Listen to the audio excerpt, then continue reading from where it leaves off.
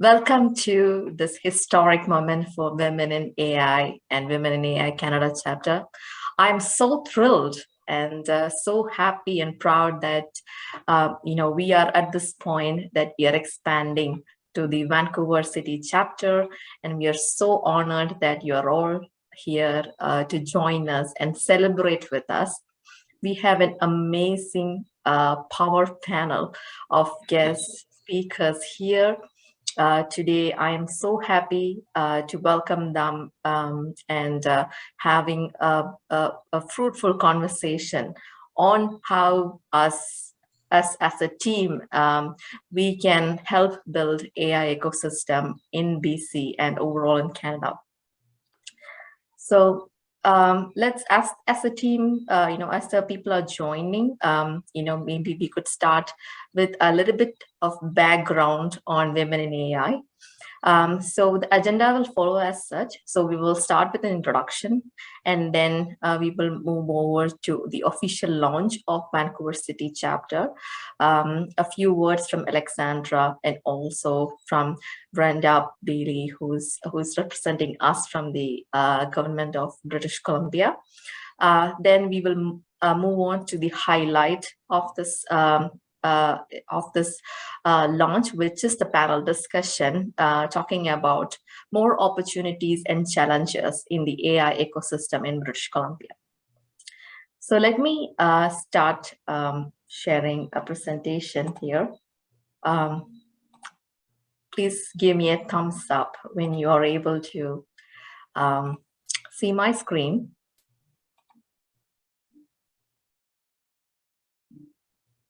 Great. Okay, so let's talk about women in artificial intelligence. We are a non-for-profit global community of women AI professionals, and we started our activities in 2016. Three women AI leaders across in Europe, like they were in Europe, and they came together, they saw the need, and they came together and started this community.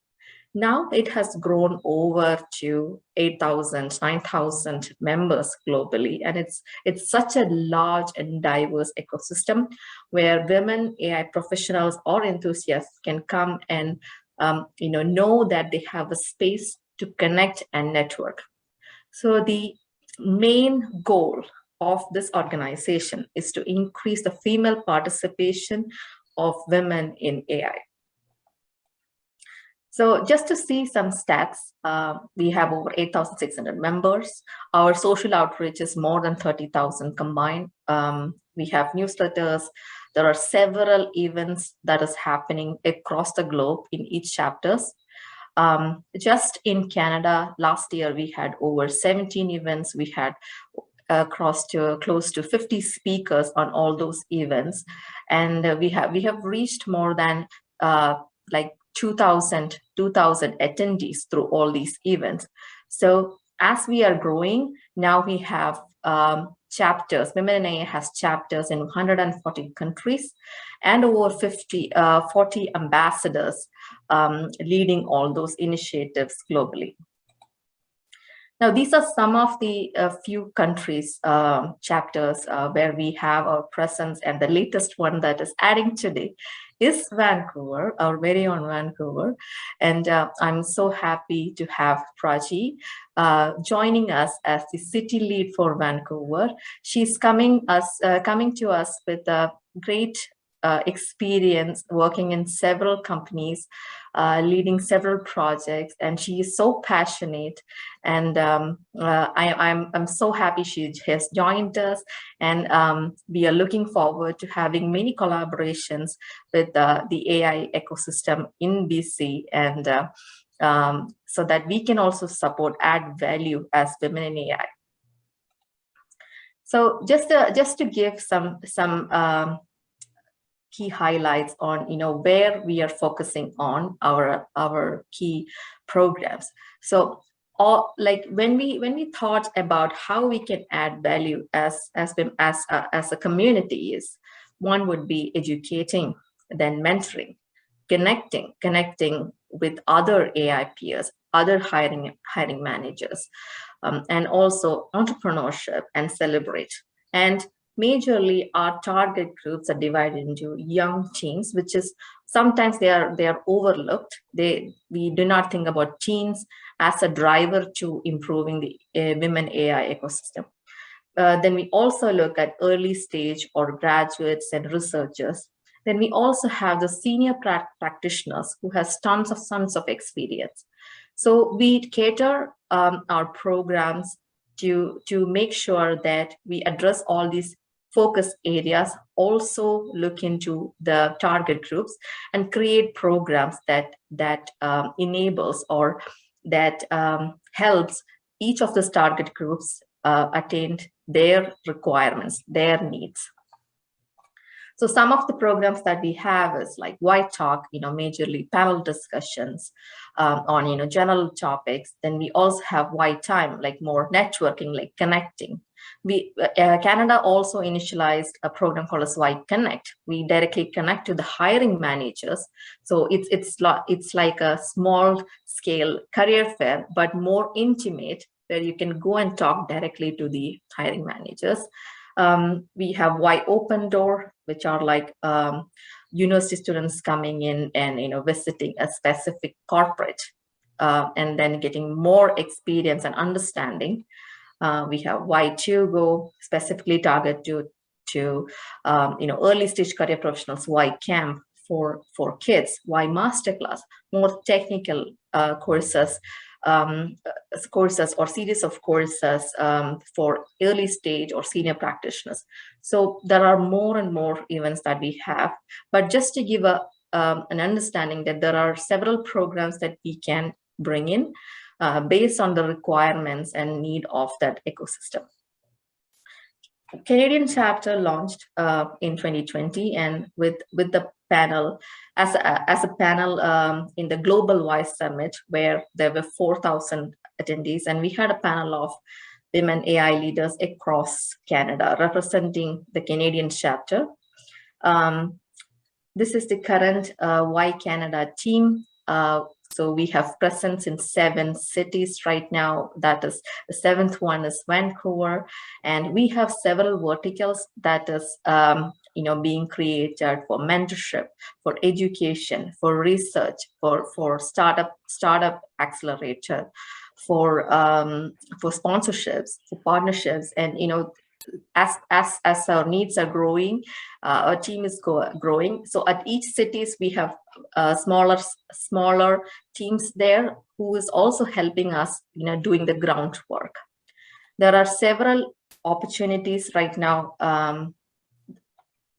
Sorry, I think I skipped one slide. Yeah, there are several opportunities now that is available. And if any of you are interested to join us, we are more than happy to have you.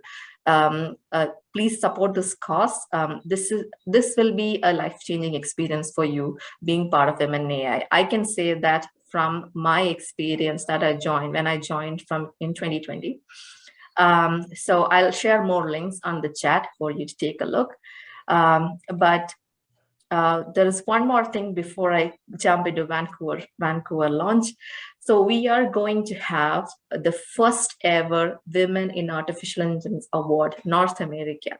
This is one of the first ever awards that is solely focused on women AI, women innovators in AI. And we are kicking off on February 1st. We are hoping to have the awards ceremony in May of 2022.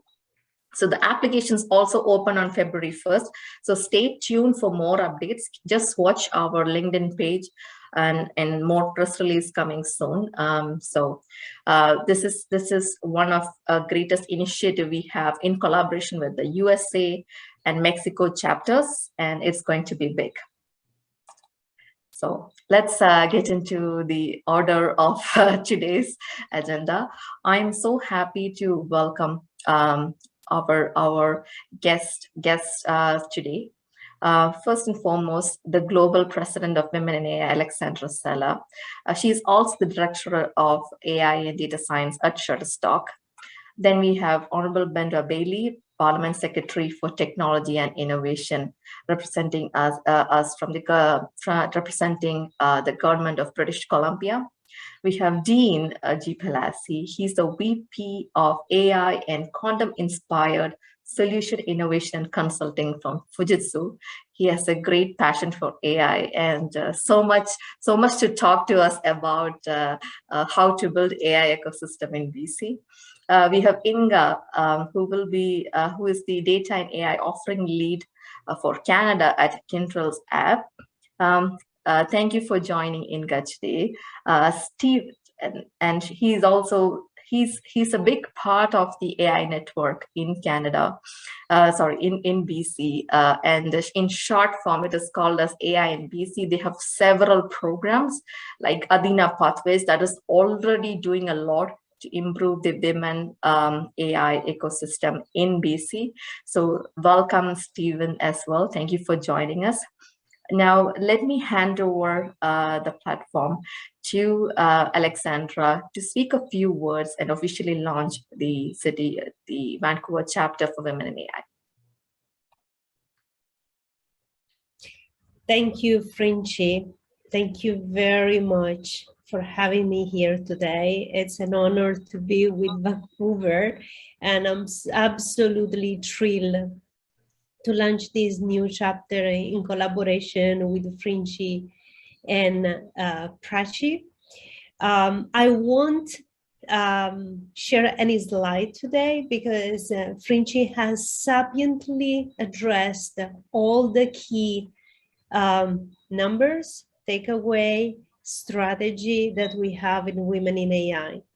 However, I will take this opportunity to share a little bit of a personal story and why we believe Women in AI is so important for our future and the future of our society.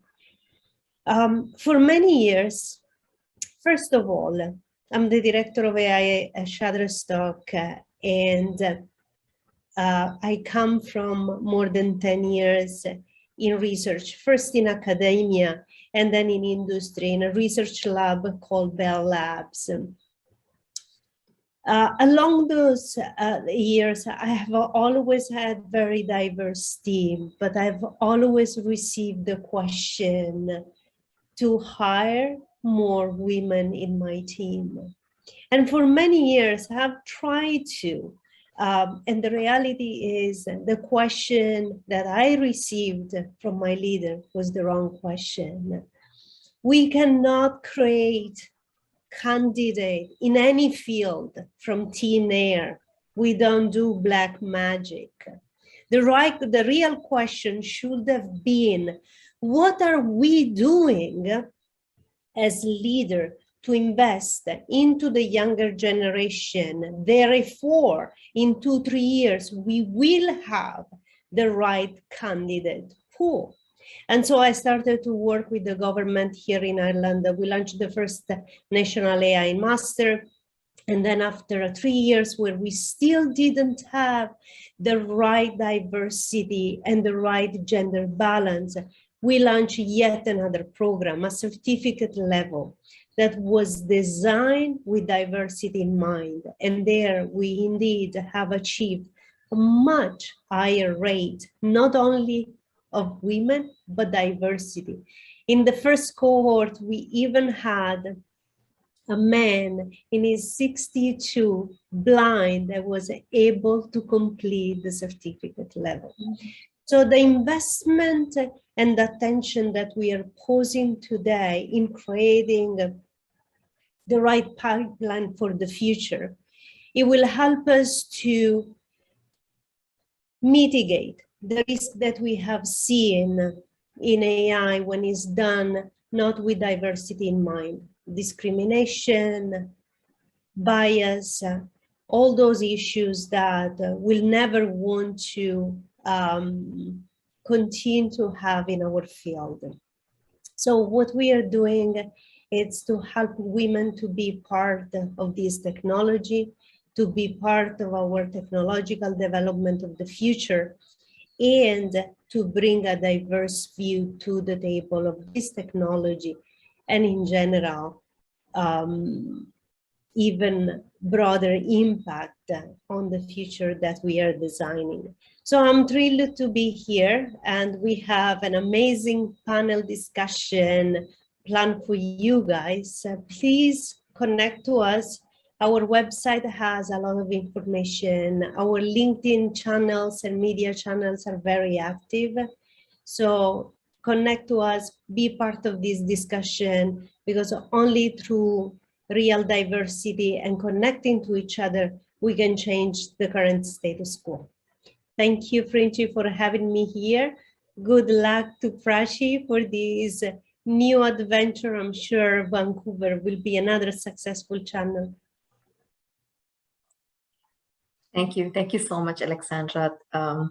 Thank you for your sharing that personal story, and also encouraging us to do more and be more and pay forward to the next generation as an investment for today. Thank you. Thank you for joining us, Alessandra. So next, I would like to invite Brenda Bailey to come in and speak a few words, to share your thoughts about this expansion for Women in AI chapter in Vancouver. Good afternoon, and thank you for the introduction, Frenchie. It's really wonderful to be here. I'm speaking to you today from the unceded and traditional territories of the Musqueam, the Squamish, and the Tsleil-Waututh First Nations peoples. And I want to thank Women in AI for inviting me to be here with you today, and for all of the important work that you're doing to address the gender gap in AI. I'm so proud to be part of this virtual celebration for the launch of the Vancouver chapter of Women in AI. It's an important milestone for our tech sector here in British Columbia and for women in tech everywhere, really. It means a lot to me to see more women being encouraged and supported to seek careers in computer science and all forms of technology. As British Columbia's Parliamentary Secretary for Technology and Innovation, and as a former video game developer, I know firsthand how important it is for women and underrepresented groups to have a seat at the table. I'll just share quickly a little bit about my background. I joined the tech sector in 2004 as a co-founder of a video game studio. And I had left the nonprofit world in health. So I left a team with 55 women and joined a small startup video game studio, which we grew to about 40 people. Most of whom were men. So I had two really different experiences. And I'll have to say that the best experience is when we have representation of both those groups at really high levels. I really noticed the difference that happened in our studio when we had more women and more people from diverse backgrounds come into our studio. It made a huge difference, and it made a huge difference to the guys too. They were a lot happier. So I just want to share that personal experience. Also, I want to share that being this, I was first a COO and then a CEO of two different video game studios. Being alone as a woman, very often the rooms I was in, I was the only woman representing the sort of leadership of a studio. Sometimes rooms with hundreds of people, I would be the only woman. And it's so incredibly isolating. And it's not only the experience of not seeing people like you, but it's all of the questions of why are you there? And very often you're made to feel like you don't belong. And I'm delighted to see that that's changing. And one of the ways I measure that is, I think of the first time I went to GDC in San Francisco, the Game Developers Conference, and there were these mile-long lineups for the men's washroom. And I would just walk right in and use the loo and walk right out. It's a real mind bender, because that's not usually how it is. And I have to share with you that the last time I was at GDC, there were lineups on both sides. And I'm so happy to see it. We are seeing a real change, and there's a lot of really positive markers. But not enough. And not enough in terms of the women that are involved, but also people of color, people from different backgrounds, people living with disabilities. There are many, many groups that have been historically, through stereotypes, discouraged from joining our tech sector. And it's so important. It's so important that they're at the table. So why? Why is it so important? Is it just a sense of we want to be equal and fair and even-handed? And for me, that's important. I know for many people here, that's really important. Yes, but it's more than that. And I think folks who are into AI understand this. And that is that the tools that we create are not valueless. It's not like a shovel that you use and put down. It has no particular values that come with it. When we create technology, our values and our ideas come baked into our code. And if you doubt that, there are many examples that will change your mind.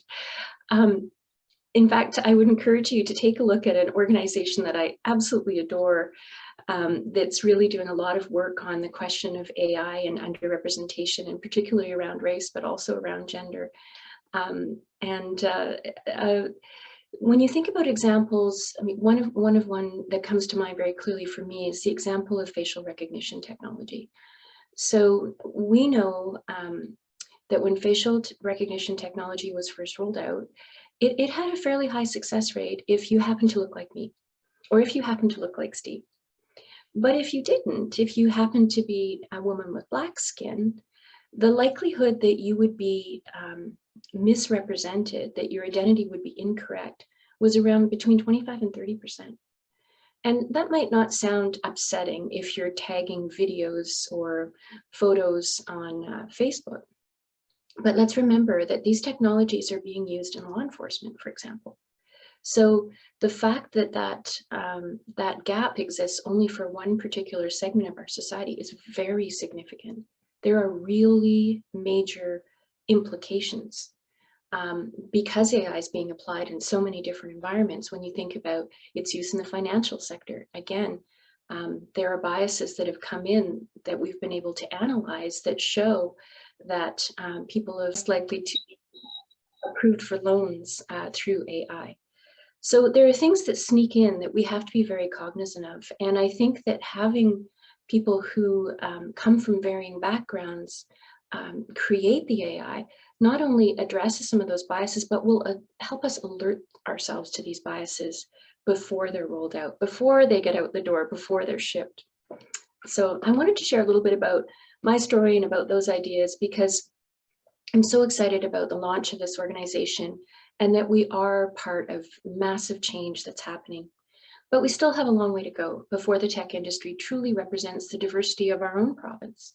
Currently, less than 1/3 of people in BC's tech sector self-identify as women. I encourage more people who self-identify as women and are gender diverse to join the tech field.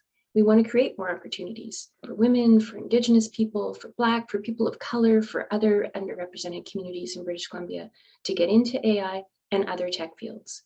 The more creative minds that are involved, the more robust and exciting is the resulting innovation. Technology is one of the fastest growing sectors in this province, and it's only going to continue to expand. In BC, we have more than 11,000 companies and 131,000 people employed in the tech sector. By 2029, we expect that to go up by 75,000 additional tech jobs in this province, and we need to meet this growing demand. One way to do that is encouraging more people from all walks of life to consider a career in tech. And that's why we're partnering with Innovate BC, MyTech, and the Information and Communications Technology Council, ICTC, to help more than 3,000 people from underrepresented communities get their first job in the tech sector through the Innovator Skills Initiative program. You can look it up, the ISI program. The province's investment of $15 million is being supplemented by these partners, bringing the total investment of the ISI initiative to $29 million this year. Our government is also a founding member of the BC-based Digital Technology Supercluster, a consortium of the biggest names in healthcare, industry, telecommunications, natural resources, and computing. And you've heard mention already of the Athena Pathways Project, which is a great project and part of the Supercluster, and helps more Canadian women see the potential of the tech sector and how a career in AI aligns with their skills and their interests. This project also helps Canadian tech companies fill job vacancies while addressing the gender gap in AI. Our government is working on multiple fronts to inspire and provide new opportunities for women in the fast-moving and exciting tech and innovation sector. So we're so glad to see a Vancouver chapter of Women in AI opening up here. This will be a place where women can come and learn from each other, to collaborate, to develop new ideas, and to support each other. You'll help raise awareness, you'll challenge existing biases, and light the pathway for women in BC and around the world. So congratulations to everyone who's involved on the launch of this BC chapter. Together, we're going to build a more inclusive, innovative, and sustainable BC, one where everyone can realize their potential. Thank you. Thank you so much, Brenda. Thank you for that amazing talk about why this initiative is so important. It is actually making our cause more substantial, the way you have shared your experience, and also the percentages and the way you measure the improvement over time. Yes, and it's also amazing to see what BC government is doing for is understanding and also trying to meet the demands of the ecosystem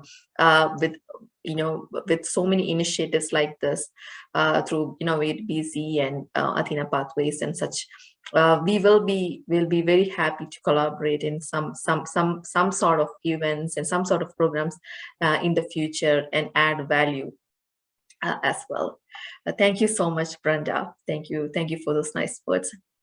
So let me now, take you through the important highlight part of this event, which is the panel discussion about AI ecosystem in British Columbia, the opportunities, challenges, and what lies ahead in the future.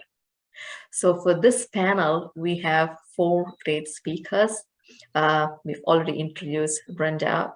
Brenda is the Parliament Secretary for Technology and Innovation from Government of British Columbia. She's also the MLA for the Greater Vancouver. We have Dean Prelazzi. I hope I'm pronouncing your name correct, Dean. But he's the VP of AI and quantum computing, and he is representing the industry side from Fujitsu.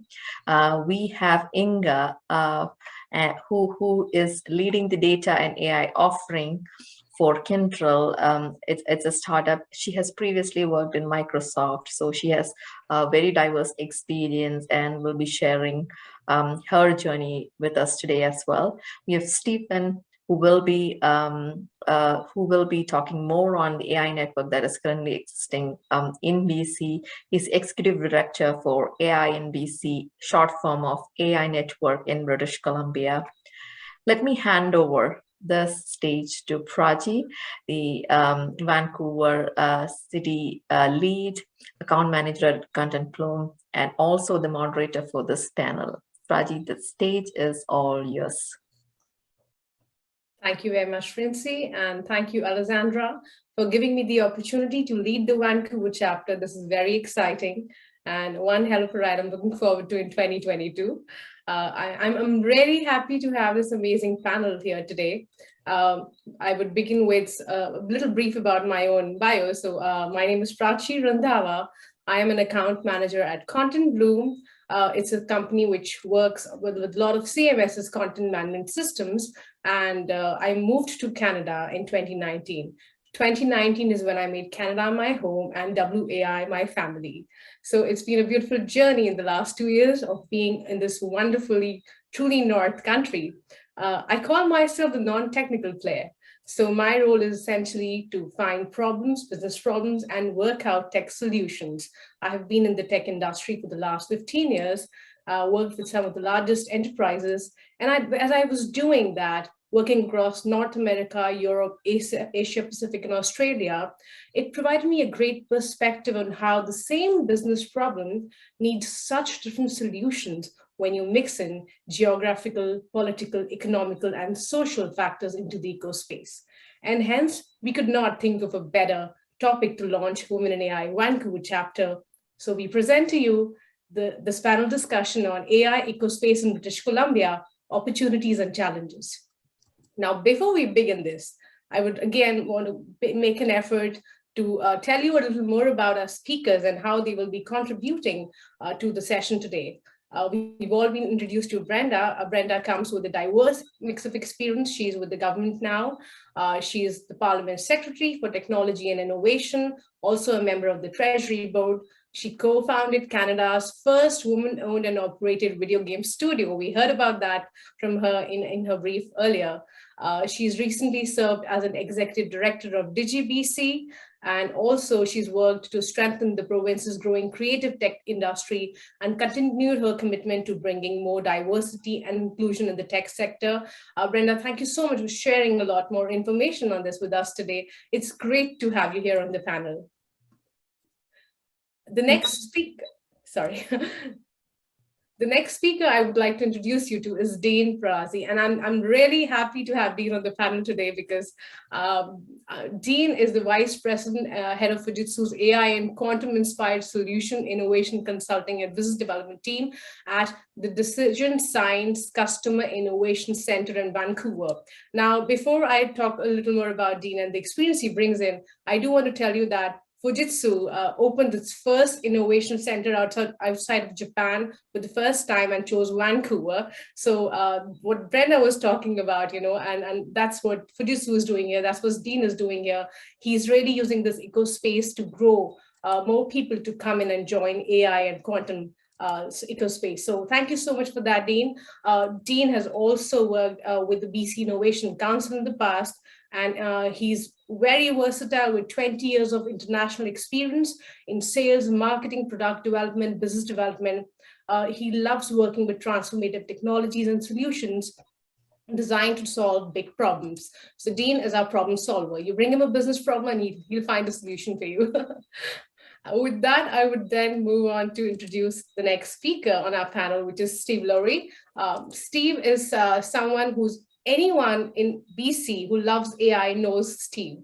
I have been following him for the last 2 years. We always look forward to his videos and the great work that he does at AInBC. He enjoys working. He's a founding executive director of AInBC and enjoys working with founders and startup teams to bring innovative and ambitious ideas to market. So if you are a startup founder, if you're trying to bring an idea to a solution path, Steve is your go-to person. At AInBC, Steve uses his experience as tech lawyer, banker, two-time startup founder, and corporate development practitioner to help startup and enterprises commercialize artificial intelligence technologies and advance society and human health. So great to have you here, Steve. Thank you so much for joining us today. With that, I'll move to our final speaker for the afternoon today, which is Inga Seelemann. Inga is heading Kyndryl as the data and AI offering lead for Canada. I love speaking to Inga because every conversation I have with her is about how we solve business problems, and customer experience is what she's driven by. Inga told me in one of the conversations that I started off as a non-technical person. So she's a woman leader who's been breaking barriers and driving digital transformation for over 20 years. And she strongly believes in understanding the right customer experience can dramatically change the way people and organizations work. Inga, we're glad to have you here. And we're ready now to dive into questions and ask you some questions around the ecospace and your thoughts on that. The first question I would like to put forward in front of all our panel speakers is about the evolution of BC's ecosystem over the last few years. Let's go back and look at how we changed things. If we talk about the growth of the broader field first, be it big data, AI, and quantum, how have you seen the BC ecospace evolve over the last few years? And what were some of the challenges that you identified? Brenda, we would love to hear from you first. Welcome. Great, thank you very much. And thank you for those introductions. It's lovely to be on a panel with such incredible collaborators, so I appreciate that. Yeah, over the last couple of years, we've seen a lot of change. I think one of the important changes was when AInBC launched. We were very happy when Steve and his colleagues created that organization, and it really spoke to the fact that there were enough players that needed to get together and really collaborate. So that I thought was important a couple of years ago when that happened. Our ecosystem continues to grow. And there's a funny thing that happens in Canada, which is there's a little bit of competition between provinces. And for about 5 years ago, everyone said, oh, the ship has sailed on AI. It all lives in Toronto. There's no more AI in Vancouver. That's all over. And of course, that was, you know, you could quote Mark Twain, the rumors of his demise were somewhat premature. That hasn't been the case. AI is such an important aspect of technology. And of course, it's become even more so over that time frame. I would say one of the things that I've seen in the province is that's really encouraging to me is the incredible collaboration that's happening at a much higher rate than previously. And there are many people on this call who aren't on our panel who could certainly speak to this as well, of universities and industry. And you don't have to look too far to find that. The quantum work that's being done collaboratively with SFU and UBC is one example, but there are many, many others. And I think this is really important, that universities are no longer just happy to live in that sort of ivory tower place, right? They see a place for themselves in driving forward innovation and commercializing what's happening in those hallowed halls, in collaborating with industry, with understanding that there's real opportunities for people to step out of that world and into industry. And I think that those collaborations are huge and have been really taking off in the last couple of years, which is very, very exciting. And of course, during COVID, we've really seen, of course, you know, the life sciences sector has always been important, but perhaps never more so than in the last couple of years. And we've got a thriving life sciences sector in British Columbia. It's an area where we very much hit over our weight, I would suggest. And you can look at examples like Precision Nanosystems, their work with help with COVID-19 by developing messenger RNA. Their technology is being used all over the world. AbCellera is another example, AbCellera Biologics. So there's been some real advances in regards to that particular segment.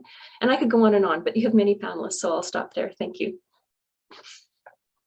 Thank you so much for those insights. They're really helpful. Teen, we would ask you the same question. How do you see the eco-space changing over the last 2 years?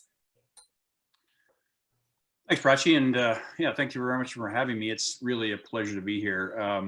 You know, I think I would point fundamentally to the strength of the technology sector as a baseline. So if you look at, you know, what's happened in British Columbia and Vancouver since 2018, you've got major expansions by companies like Salesforce and Disney and Facebook, Microsoft, Amazon, Samsung, SAP, and the list goes on, right?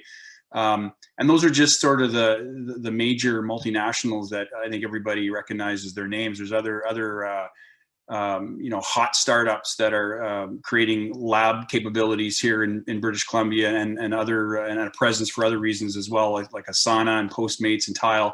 So, you know, fundamentally, we've got a burgeoning ecosystem of companies that are expanding into British Columbia, and AI is really a fundamental enabler and differentiator for pretty well all technology companies this day and age. I would argue that if you're a technology company of any kind, and you're not actively researching and exploring the potential to harness advanced computation like AI or quantum computing or optimization technologies, there's a missed opportunity. So with the increase in sort of baseline technology capacity within British Columbia and with the increased presence of some of the larger multinationals, I think you're starting to see a much larger degree of focus on artificial intelligence as just a fundamental premise and a fundamental priority in the work of all of these organizations.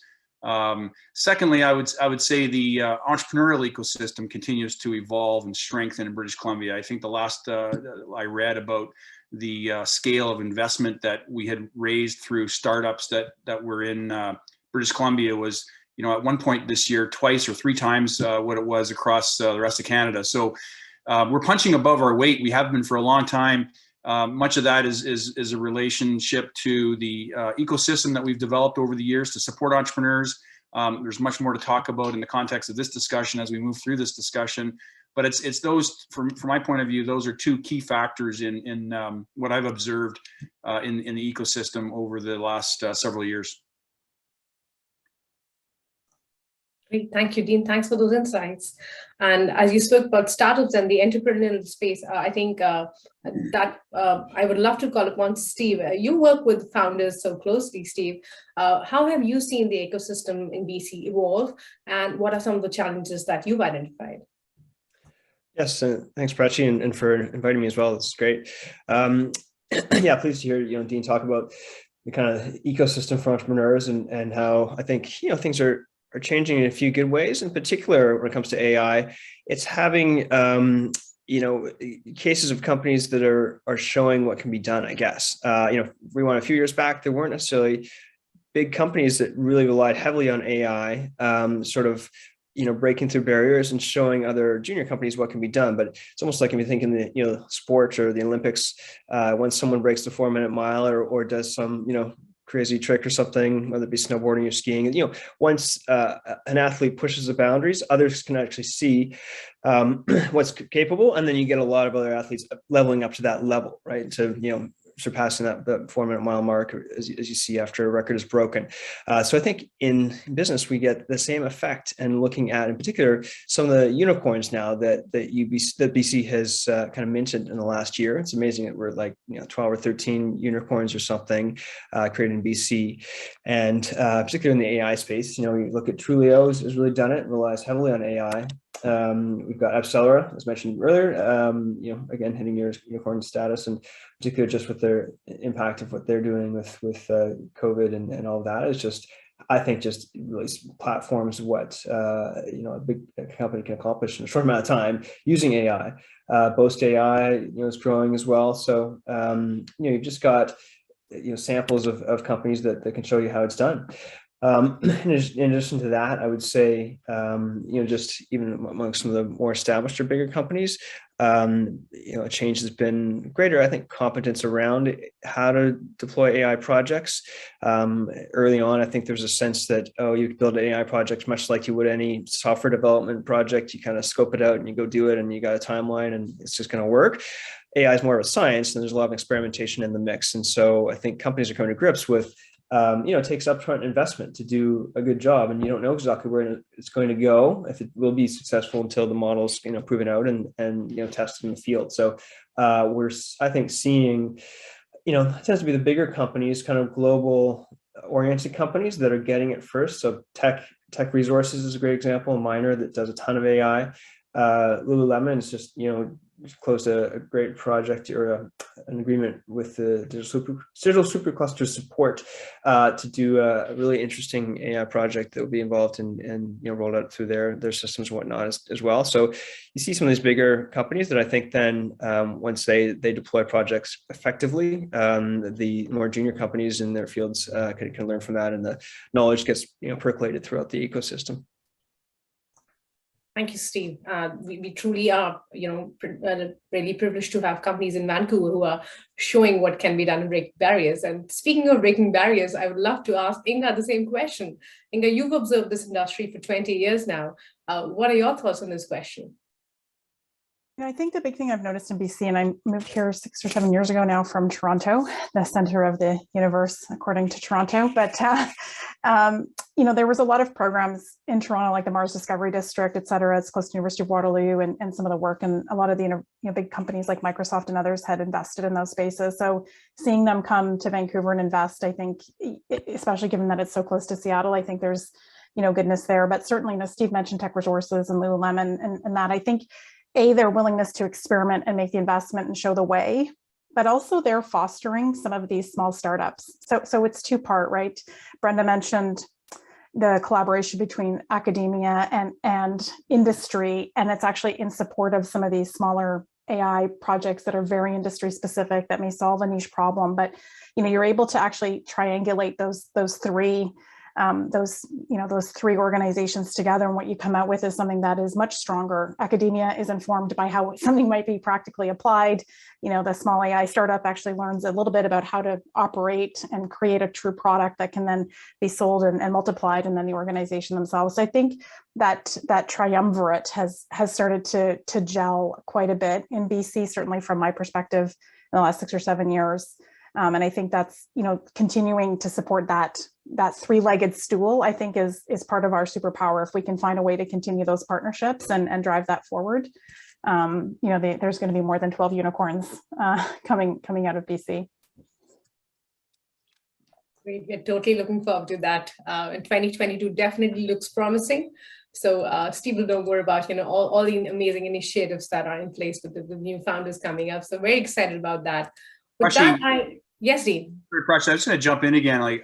I think we shouldn't underestimate the work that organizations like Steve's do, for example, right? Like 3 years ago, 4 years ago, there wasn't an association in British Columbia, and Steve is obviously traveling the province and essentially evangelizing the power of AI. So, this is also important for women in AI because it's these grassroots organizations that set out with a mission to evangelize the benefits to the ecosystem, to the economy, to the province, to the country, that actually has quite a bit of an impact, because it sort of amplifies in many ways the achievements of many of the companies that are getting involved in AI. So, digital supercluster is another great example, right? I mean, the amount of publicity and public forums that supercluster has driven in terms of these advanced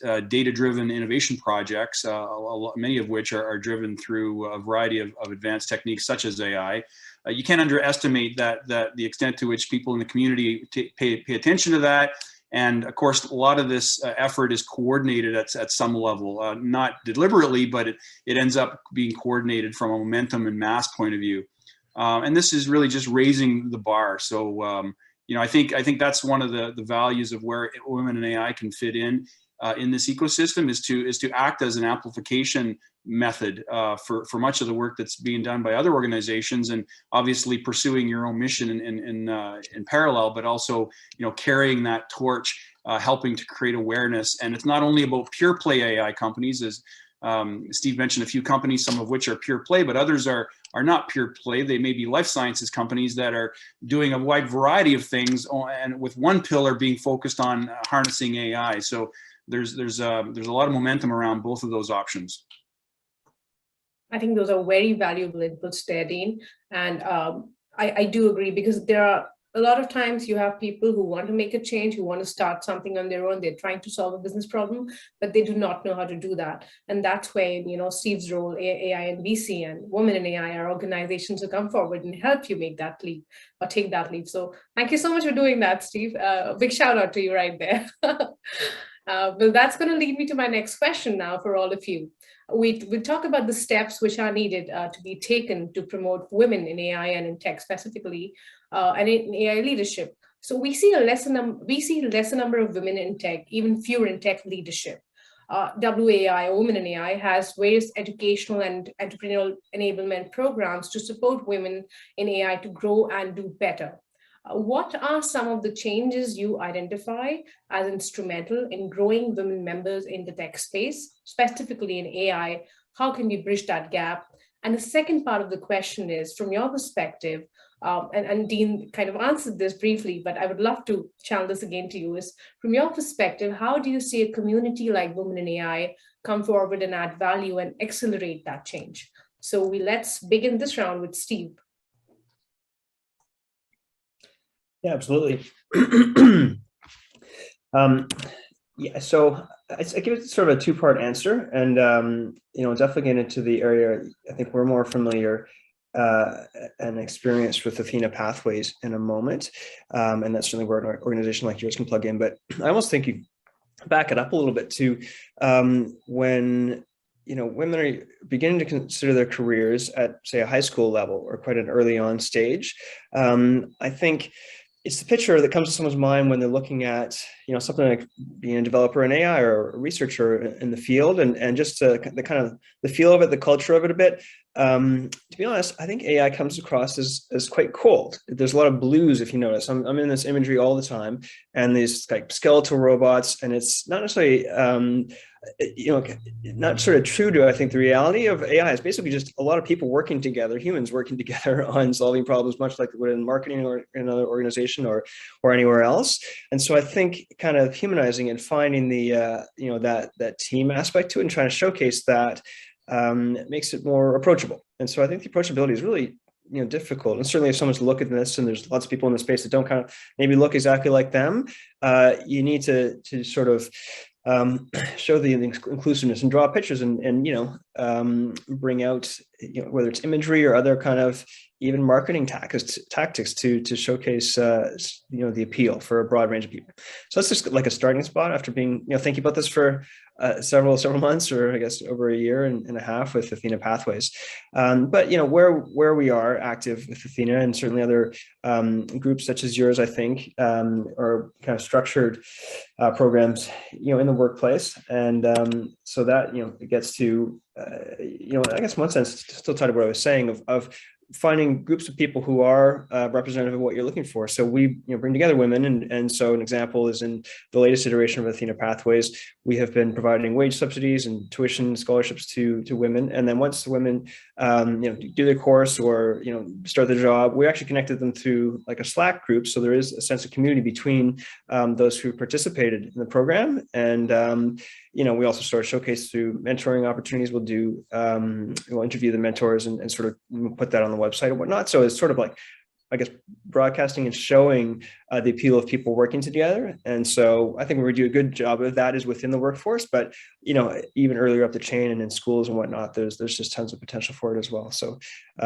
just to summarize, I think it's just finding the people who are working together on this, doing a great job, women in particular, other underrepresented groups, and showcasing it and enabling community within them. And I think that community becomes attractive to other people that are where it's sort of cold to them otherwise, and they wouldn't know how to think about it. Thank you, Steve. Brenda, we would love to hear your thoughts on this. Yeah, great answer, Steve. I've spent the last 20 years trying to figure out how to get more women in tech. So I could spend hours talking about this, but I'll try to be really quick and just give you my sort of top 3 things.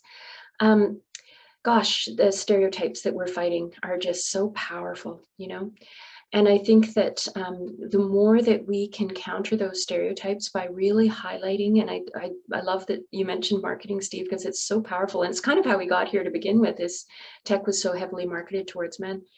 I really think that it's important for us to tell these stories and to put the faces of women, and women of color in particular, women from diverse backgrounds out into the community, and really ensure that folks are seeing themselves represented in a potential future career. We know that young women make decisions about whether or not to get the heck out of science and potential engineering pathways and math about grade 6. So a lot of programs are focused on high school, but it's too late. We got to get to them sooner than that. So I think we have to really dig into what the science tells us about when to reach kids, how to reach kids, what works, what doesn't work, all of that good stuff. That's something that I'm proud of the government in stepping in on. We're doing some really good work there in regards to curriculum. Biases are so often people don't know they have them. We know we've all got them, and a lot of people don't look at them, and we try to do that to varying degrees. And I think it's hard for people to hire folks, to bring folks in who are different than them, and it feels risky, and is it going to be okay? And I'm used to working with this type of person, and now this is a different type of person. What's that going to be like? And I think that's why programs like Athena Pathways and like the ISI initiative are so valuable, because I'll take ISI as an example. We're targeting these 3,000 seats to invite people into a first experience in tech that historically have experienced these kinds of barriers. And so how do we incentivize companies to take that risk, to know that they might need to provide some mentorship to someone transitioning into this role, and what would make it worthwhile? So what we're doing is providing this $10,000 grant for companies to hire somewhere between 1 and 10 employees to have their first experience in tech for a 4-month placement. And that's one way that we can kind of try to even it a little bit. Yeah, we might be a little hesitant, a little bit worried, but here's a little bit of money to help you pull some resources in that direction. And I think that's really, really important. Yeah, I could go on and on and on, but I think those are sort of the 3 I'd like to highlight. And then if I may just quickly take 30 seconds, when I gave my opening comments, I mentioned a great organization and then I didn't give you their name. So let me just back up and give that to you. It's the Algorithmic Justice League. And if you haven't checked them out, jump in and check them out, watch the TED Talk. And it's just an incredible organization doing similar work to what you're doing. Thanks. Thank you, Brenda. It's so inspiring to just listen to your talk. Thank you so much. And I know I can see someone who's really brimming with a lot of thoughts and expressions. So Inga, we would love to bring you in on this point. Thanks. I didn't really go through my bio, but I don't have a degree in technology. I have a degree in economics, and I kind of fell into the technology space, and I've been there ever since. And so, I 100% agree with what you were talking about, Steve, right? There's like, what is AI and how is it marketed and what does it look to? And I think there's a marketing challenge in terms of what that is. And I agree with, generally speaking, in a world where you choose your career, like historically, people have lived in a career for a long time, but we are seeing a workforce today that is changing their careers. And we do see people who go in and kind of find their way into an undergrad that maybe isn't where they want to go, or they might even go all the way up to higher education.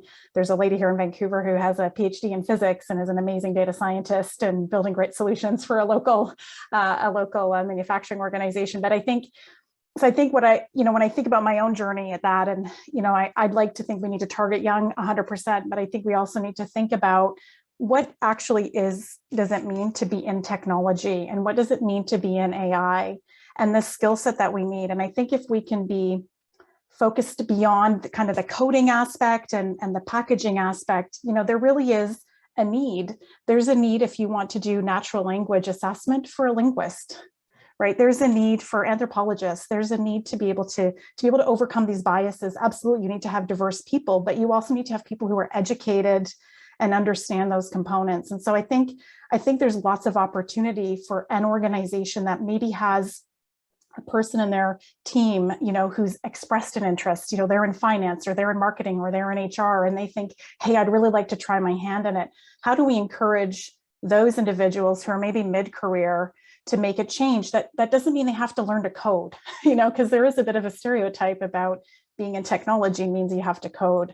And so I think it's what is the definition of a technologist? And I think an organization like Women in AI, to the second part of that, if we think about diversely describing what it means to be in AI, we can have a diverse group of people who can provide coaching and mentorship.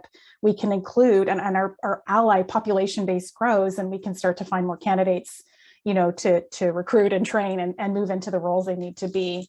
So I think everything that, both Brenda and Steve said, and whatever Dean's going to say, I know that's true, but let's not forget sort of the middle. Let's not forget the little economists who wanted to be lawyers, who decided to learn about databases and move into technology.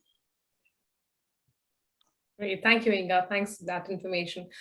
Dean, we would love to bring you in at this point. Yeah. Your thoughts? Yeah, I really like all the comments. Inga's particularly are I'm thinking about, because having a chat with my colleague at the office, Michael Starkey, who's our VP of AI and engineering, and comes to us from a 30-year career as a distinguished engineer in AI. This is something that he's been around quite often. And interesting point we had, which is, firstly, you don't have to, you can move away from AI technology. In terms of getting women involved in AI. Getting women involved in AI doesn't necessarily mean getting women data scientists involved. Of course, we want more of those, sure. That all leads to the Women in STEM, which needs to start at a very early age, which is, there's a bunch of programs that the government has been doing over the past 5 years that are around sort of cultivating that early interest in technology.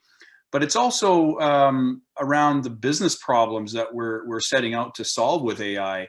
There's obviously a lot of folks working for companies today that are aware of those business problems and can provide feedback as to, what are the sources of those problems, how can we go about it and solve them. So in some ways, you don't necessarily, in a career sense, you don't necessarily need to extract women from their existing jobs or their existing companies.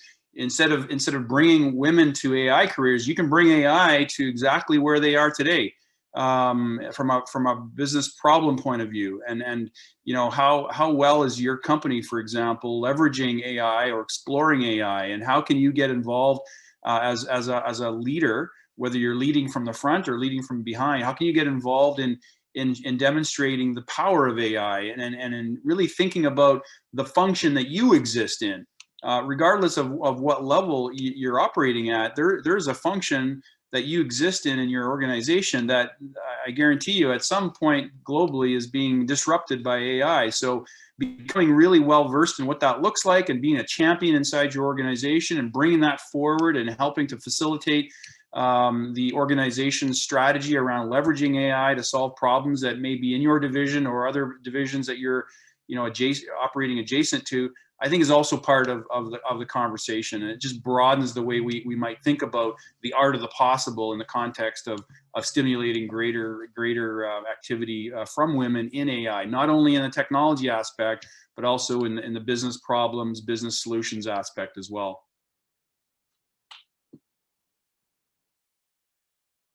Thank you, Dean. And talking of technology, I was finding it hard to find the unmute button, but great insights from all of you there. Thank you so much. This means a lot. And like we said, this panel is so full of wisdom and knowledge, you know, the kind of information you're bringing in today. And the audience as well. I want to applaud the audience for the kind of inputs we're getting, the questions and the recommendations they're putting in, their thoughts they're sharing. Please keep doing that. We will also be having audience questions coming in the last few minutes. But before that, I think the next thing I want to ask all of you is about what do we need to do to attract and retain AI talent in BC? We have many candidates that come out of UBC and other institutions. What should we be doing in order to keep them in the province? And as I ask you this question, I do want to mention about some of the programs that we at Women in AI do. For example, WAI Camp, where, like Brenda said, you need to start early. So we start helping 10-year-old, you know, it's for the age group 10 to 18, and we really start early. So again, I would like to ask all of you, what are some of the steps that we can take to attract and retain AI talent in BC? Inga, we'll go with you first today. Now. Again, I would say this, you know, again, from industry, maybe like the technology industry, big company type of lens. You know, there's a lot of opportunity in Vancouver. The city certainly is friendly to investments for centers. It is competing with places like Montreal and Toronto for sort of innovation centers. So I think, you know, we can't ignore the kind of investment angle for companies to build, you know, investments in a region, in a city. And I think that's one thing, you know, to continue to ensure that politicians who make those funding decisions are well educated as to the economic benefit that having, you know, Brenda talked about the job creation, et cetera. So I think, you know, that's the part of industry, and that's really the part of citizens who can vote to make sure that they're providing their politicians with that feedback that these investments are necessary to be competitive and to retain talent. So that would be one thing. The second thing that I've been thinking a lot about since you shared the questions was, you know, our model for partnership, which we've talked about at the top of the panel. You know, I looked at other geographies and how they've had a long history of apprenticeship. You know, right back to, like, let's take automotive, for example, right? And you look at Europe, you look at Germany, you have a long history of, you don't have to go to university and then, you know, you can have a trade program. And I don't, this is just an idea, you know, I haven't formulated the thought 100%, but there's something to that concept where, you know, kind of forcing an educational path in a certain way, as opposed to thinking, you know, more of a trade apprenticeship path. If there's, you know, programs there that can emulate or take the best of apprenticeship that we've seen in other places. And again, you know, we've got universities that do co-op programs. I'm a graduate of a co-op program. You know, I think there's a lot of ways of slicing that cat, but, you know, something that can be creative. And I believe that, you know, Vancouver, certainly Edmonton, you know, as a region that I've worked a lot with, they really are trying to do that at the local level. And I think it has to be local to start, because it's about culture. And, you know, we need to foster cultural norms within organizations that people want to stay and work there. We have to kind of think about what the new workforce and the new way of working is. So I don't have that as a specific example, but there's smarter people on the panel than I who have probably been thinking about this. But, you know, apprenticeship, you know, partnership with industry on what the culture looks like. And then definitely if you're a citizen in Vancouver, you need to make sure that you're speaking loud and clearly to your politicians to continue to fund those investments and work with industry to retain here in the city. Can I jump in on that one? Yeah, sure, Brenda, please do. I'm not taking the bait on a smarter person than you on the panel because I doubt that very much, but I will take the bait on commenting about political things because I think you're 100% correct. And actually my neck is getting sore from agreeing with the co-panelists so much. But you know, when we think about the challenges for how I'm not going to limit it specifically to AI, but how we continue to grow the tech sector and continue to invite people to stay in British Columbia, they're pretty big.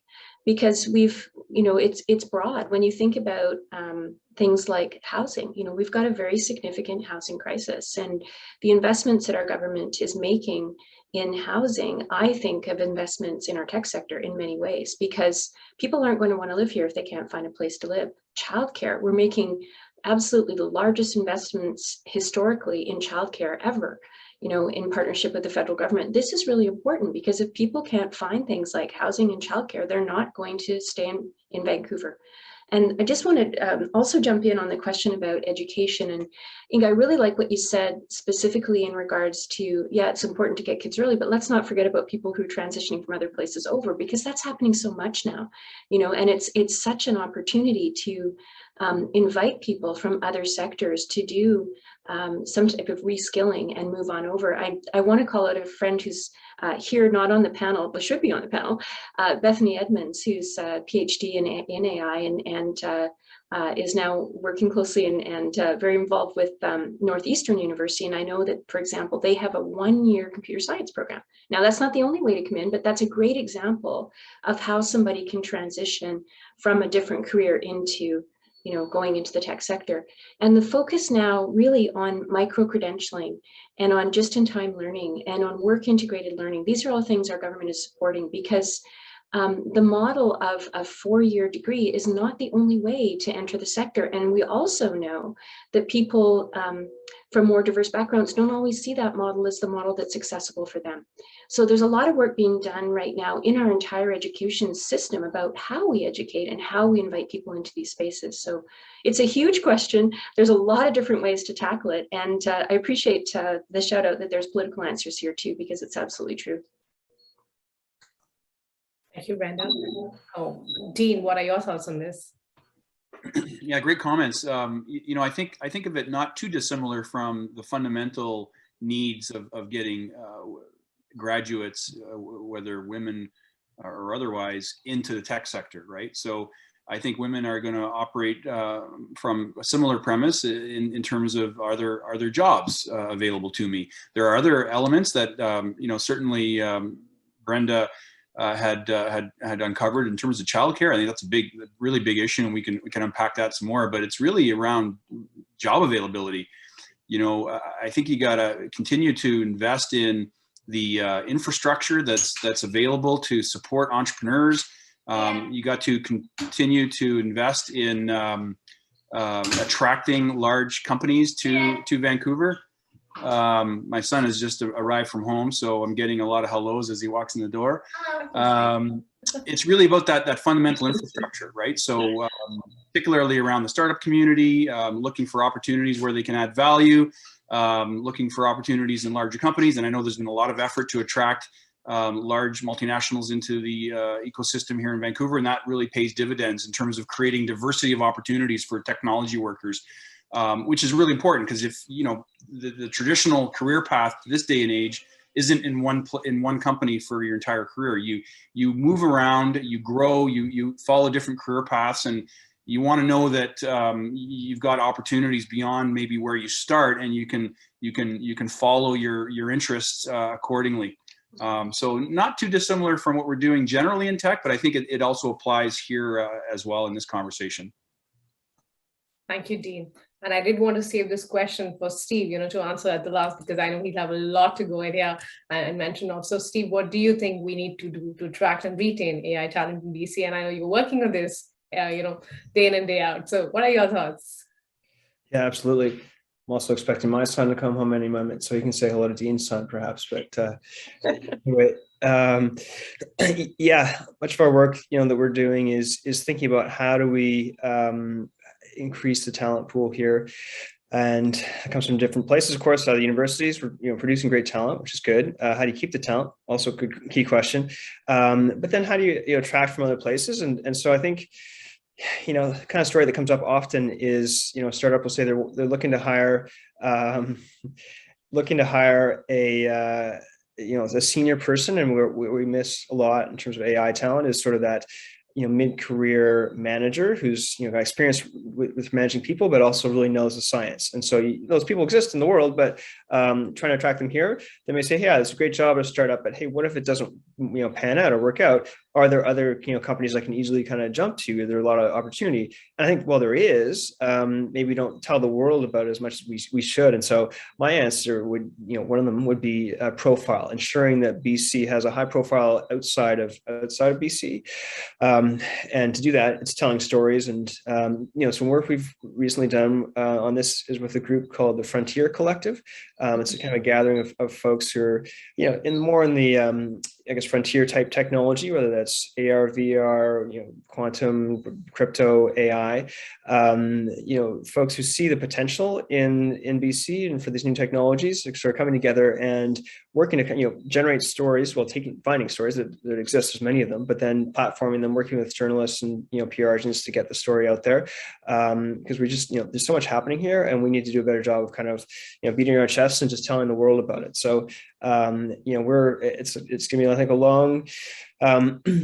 long project to get it right, but keen to engage with BC government on sort of the marketing of BC and telling the stories, and hopefully there gets that sense that there's a ton happening here, as you have it in other ecosystems, right? I mean, a little bit of the answer that's come up in this question is around government involvement, and sometimes there's government signaling in other provinces that by creating AI institutes, for example, the word gets out there by putting dollars into something. The world says, oh, okay, well, investors are going to go stop by Canada and check out startups. Well, where do they go? Okay, well, maybe Toronto, Montreal.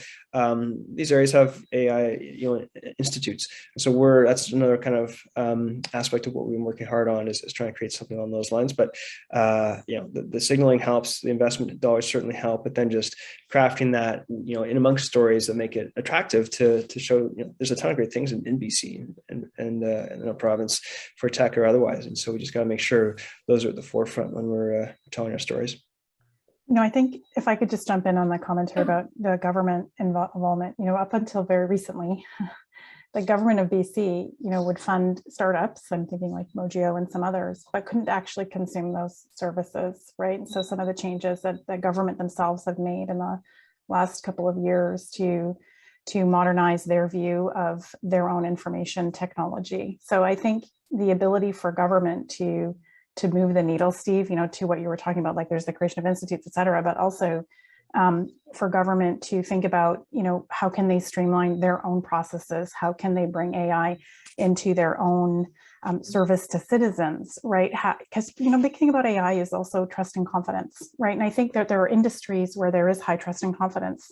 And there's people who are willing to give their data to social media providers, et cetera, but the thought of the government using that data in a certain way, they, might get their hackles up a little bit. So I think, I totally, it occurs to me that there's an opportunity for government to lead by example, just as we talked about like Tech and Lulu and some of these other companies. There's also an opportunity for the government to lead by example and really show what ethical AI can be, what the benefit to citizen can be, and really lead by example, which would create jobs, which create opportunity, and have some of that knock-on effect as well. Thank you so much, Inga, for those inputs. I do not want to stop this conversation. It's so insightful. We're taking back such great information from all of you today. I really want to thank all of you as we proceed. We're open to audience questions. If any of you have questions, you can post that here. We'll try and get you an answer. And if not, then I do have one last final question. We started talking about how did we, what was the ecospace in the last few years? I think what we also want to address is the future of AI in BC. I know we do see AI is already being used by the government of Canada in areas like finance, law enforcement, defense, threat intelligence, intrusion protection, public safety. There's a long list. So yes, the government is already bringing in AI in their endeavors.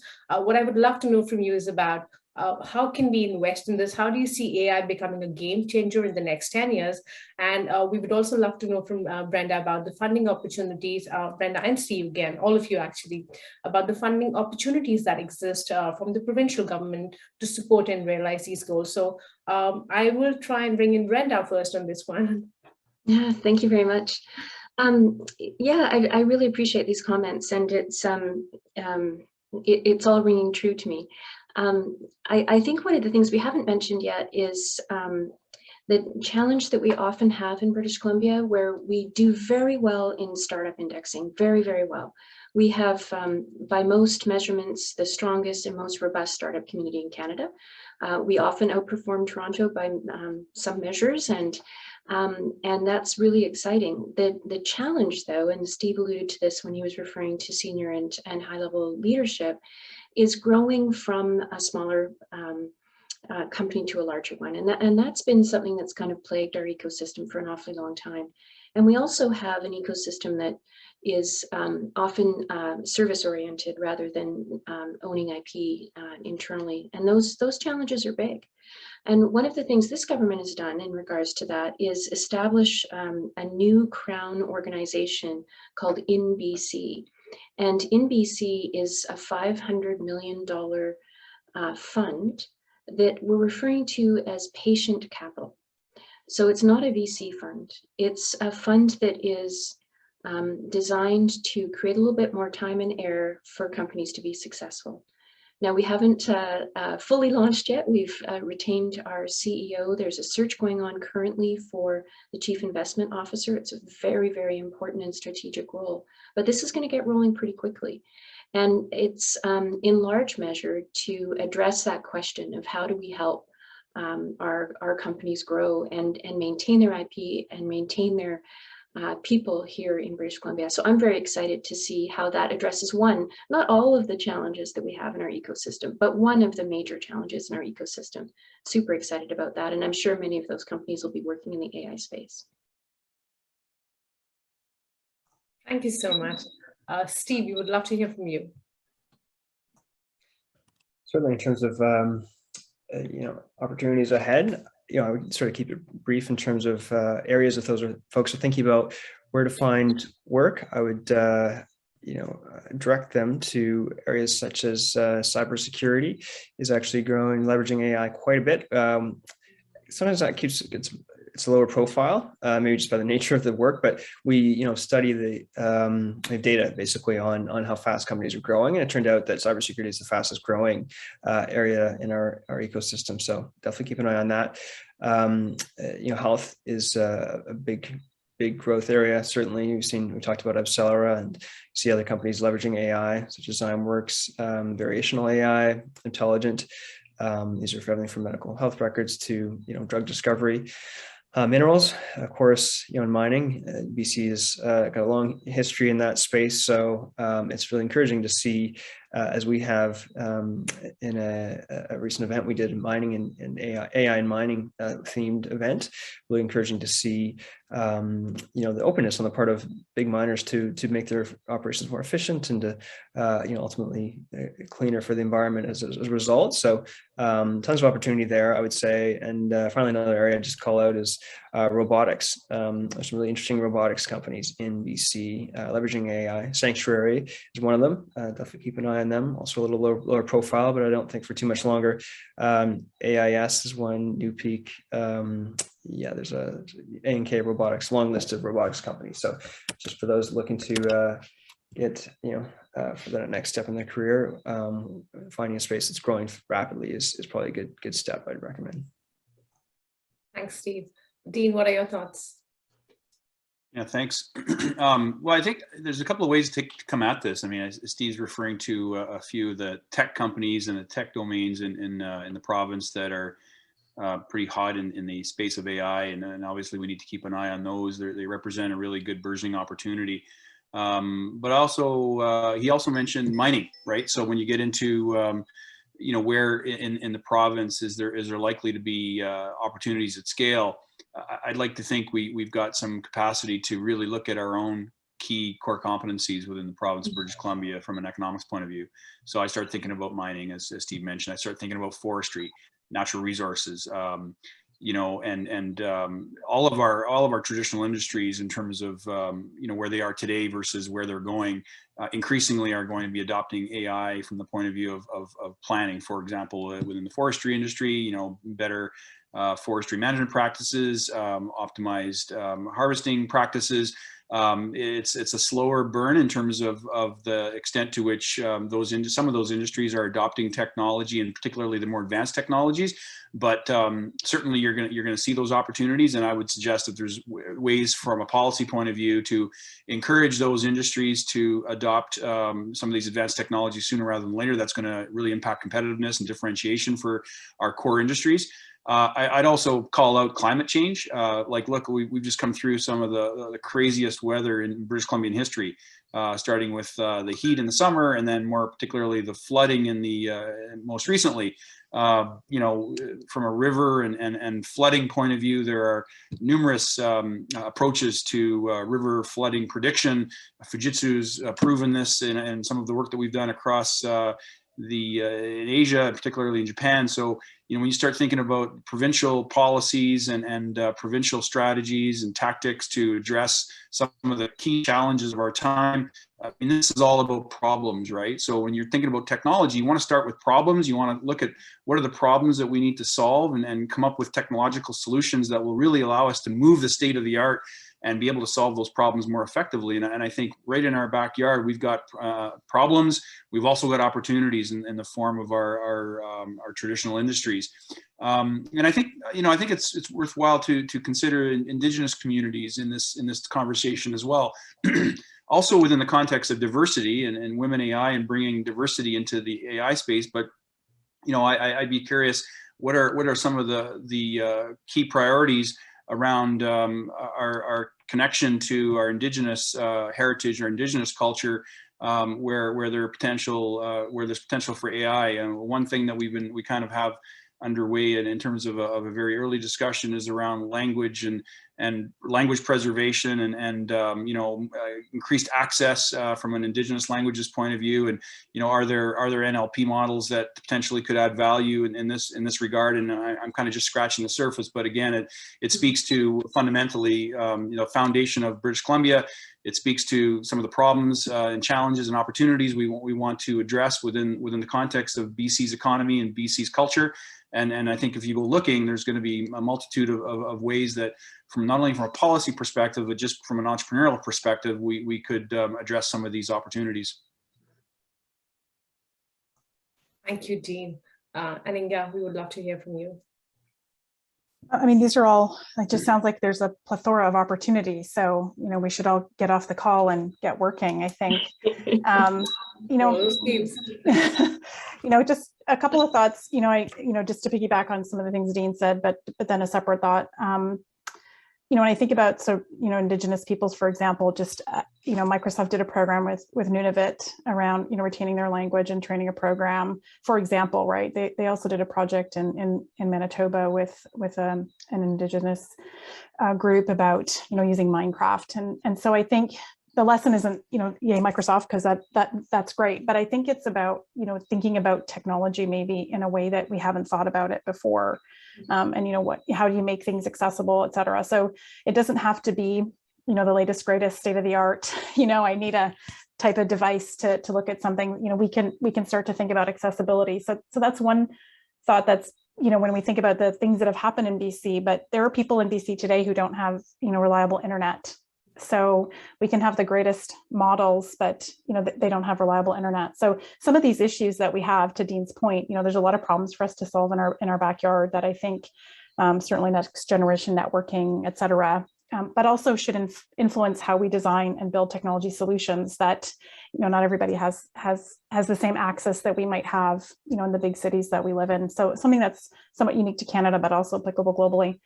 But the thought that I had when you had shared the question was really around sort of data. And one of the big things that AI models need is data.